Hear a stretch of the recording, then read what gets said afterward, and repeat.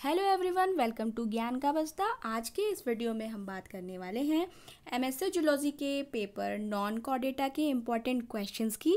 जी हाँ, अगर आपके सब्जेक्ट पेपर का टॉपिक नॉन कॉर्डेटा है तो ये वीडियो श्योरली आपके लिए हेल्पफुल होने वाली है, तो वीडियो में अंत तक बने रहें। आइए वीडियो को स्टार्ट करते हैं।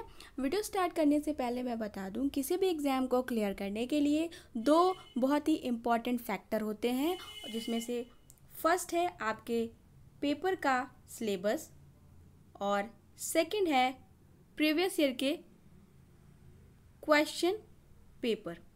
तो इस तरह से इन दो फैक्टर के द्वारा आप अपने एग्ज़ाम में बहुत अच्छा कर सकते हैं। अगर आपको आपके सब्जेक्ट पेपर की सिलेबस की पूरी जानकारी है तो उसमें बताया गया यूनिट के टॉपिक को अच्छी तरह से प्रिपेयर करके आप और भी ज़्यादा मार्क्स बूस्टअप कर सकते हैं, और प्रीवियस ईयर के क्वेश्चन पेपर के थ्रू आप ये एनालिसिस कर सकते हैं कि किस तरह से एग्ज़ाम में क्वेश्चंस पुटअप किए जा रहे हैं, पेपर का क्या पैटर्न है। और बहुत बार तो ऐसा होता है इन्हीं प्रीवियस ईयर के क्वेश्चन के थ्रू आपको इम्पॉर्टेंट क्वेश्चन मिल जाते हैं जो आपको एज इट इज़ एग्ज़ाम में देखने को मिल जाते हैं। तो इस तरह से आपको एग्ज़ाम में जो क्वेश्चन होते हैं वो रिपीट किए जाते हैं। तो सिलेबस और प्रीवियस के क्वेश्चन पेपर का बहुत ही इम्पॉर्टेंट रोल प्ले होता है। एमएससी जूलॉजी से रिलेटेड सिलेबस और प्रीवियस के क्वेश्चन पेपर के लिए आप हमारे चैनल पर विजिट कर सकते हैं। आइए वीडियो को स्टार्ट करते हैं। तो यहाँ आप देख सकते हैं आपके सामने एमएससी सेमेस्टर फर्स्ट सेशन 2023 का क्वेश्चन पेपर दिखाया गया है, जो कि जूलॉजी सब्जेक्ट का पेपर है।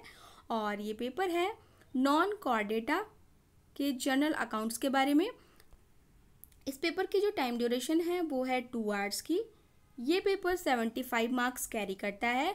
जैसा कि आपको पता है, आपका जो सिलेबस है वो नेशनल एजुकेशन पॉलिसी के द्वारा अब चेंज किया गया है, तो इस तरह से बदले हुए पाठ्यक्रम की पूरी जानकारी भी आपके पास होनी चाहिए। तो अगर आपके पेपर का टॉपिक नॉन कॉर्डेटा है तो इस वीडियो में इस पेपर के अंतर्गत जो भी क्वेश्चन है वो आपके लिए एग्ज़ाम के पॉइंट ऑफ व्यू से बहुत ही इम्पॉर्टेंट है। क्वेश्चन पेपर में दिए गए इंस्ट्रक्शन को बहुत ही सावधानी पूर्वक पढ़ना चाहिए, क्योंकि इन्हीं के आधार पर हमें अपने क्वेश्चंस को रिप्लाई करना होता है। इन्हें पढ़ने में जल्दबाजी नहीं करनी चाहिए, क्योंकि इसमें इंस्ट्रक्शन दिया गया होता है कि किस क्वेश्चन को कितने शब्दों में रिप्लाई करना है और कितने मार्क्स मिलेंगे, साथ ही कितने क्वेश्चंस हमें अटेम्प्ट करने हैं। तो इस क्वेश्चन पेपर के थ्रू आपको 3 सेक्शन देखने को मिलेंगे। फर्स्ट है सेक्शन ए। सेक्शन ए के अंतर्गत आपको सभी क्वेश्चन को रिप्लाई करना है। हाँ, एक क्वेश्चन का रिप्लाई आपको 50 शब्दों के अंतर्गत देना है। यहाँ पर आपको 10 क्वेश्चन दिए जाएंगे सेक्शन ए में, और एक क्वेश्चन के लिए आपको 3 मार्क्स दिया जा रहा है। तो ये थी सेक्शन ए के लिए दी गई इंस्ट्रक्शन। आइए देख लेते हैं सेक्शन ए के अंतर्गत दिए गए इन 10 क्वेश्चंस को, जिसमें से फर्स्ट क्वेश्चन है पैरासिटिक कैस्ट्रेशन। पैरासिटिक कैस्ट्रेशन के बारे में आपको बताना है विद इन 50 वर्ड्स। नेक्स्ट है question number second, holozoic nutrition. Holozoic nutrition के बारे में बताइए, ये क्वेश्चन इंपॉर्टेंट है।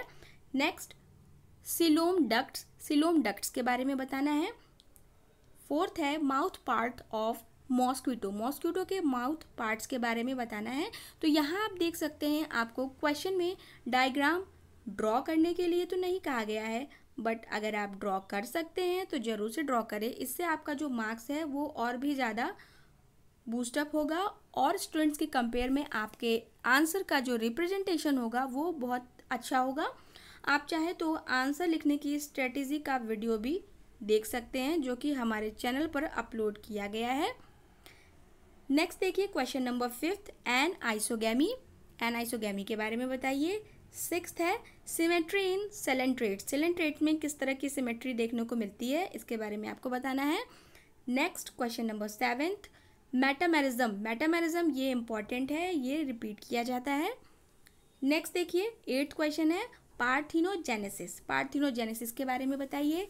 एंड 9th है न्यूक्लियस के बारे में। And 10th cyclosis. तो इस तरह से ये थे 10 क्वेश्चन जो कि सेक्शन ए के अंतर्गत दिए गए थे।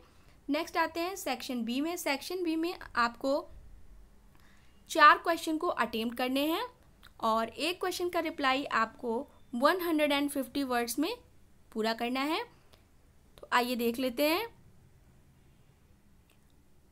सेक्शन बी में दिए गए इन क्वेश्चंस को। फर्स्ट है give an account of segmental organs in Annelida. Annelida में जो भी सेगमेंटल ऑर्गन पाए जाते हैं इनके बारे में आपको बताना है और 150 शब्दों के अंतर्गत अपने आंसर को पूरा करना है डायग्राम को ड्रॉ करते हुए। नेक्स्ट है give an account of parasitism in helminths. Parasitism important है, तो हेलमिंथीज में पैरासिटिज्म के बारे में आपको बताना है 150 शब्दों के अंतर्गत। नेक्स्ट आते हैं question number 4, compare the mouth parts of cockroach with that of mosquito. तो इस तरह से यहाँ पर आपको कंपेयर करना है मॉस्किटो और कॉकरोच जो कि इंसेक्ट है, इनके माउथ पार्ट्स को कंपेयर करते हुए, तुलना करते हुए आपको बताना है। डायग्राम भी जरूर से ड्रॉ करें। नेक्स्ट आते हैं क्वेश्चन नंबर 5 पे, describe briefly different methods of insect control. Insect pest control जो होता है इसके डिफरेंट मेथड्स के बारे में आपको बताना है 150 शब्दों में।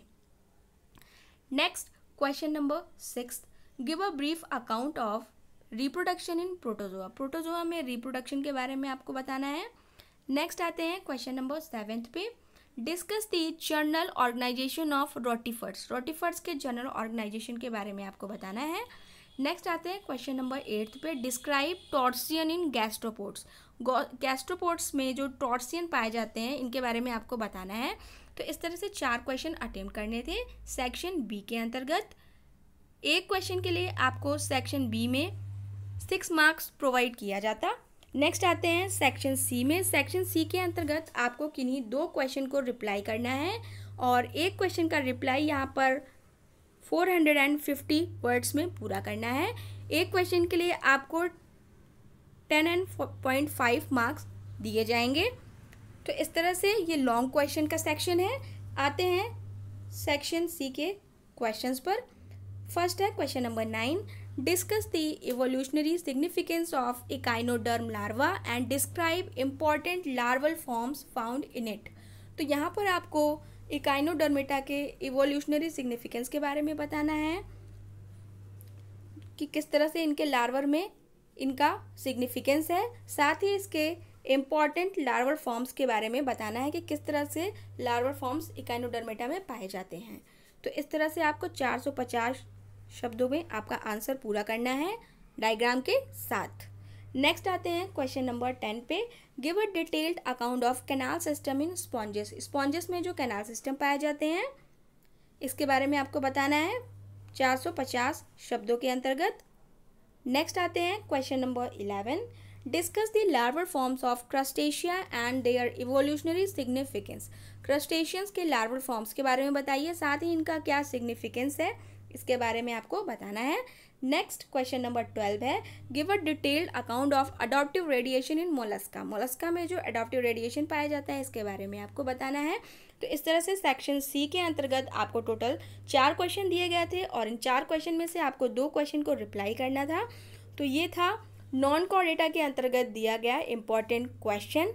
आशा है इस वीडियो के थ्रू आपको इम्पॉर्टेंट क्वेश्चंस समझ में आ गए होंगे और ये आपके आगामी सेशन के एग्ज़ाम के लिए हेल्पफुल हो। वीडियो अच्छी लगी हो तो वीडियो को लाइक करें और एमएससी जूलॉजी से रिलेटेड अन्य वीडियो के लिए चैनल को सब्सक्राइब करना ना भूलें। Thank you for watching this video guys. Please like, share and subscribe this channel and don't forget to share your question paper. Till then, stay happy, stay connected.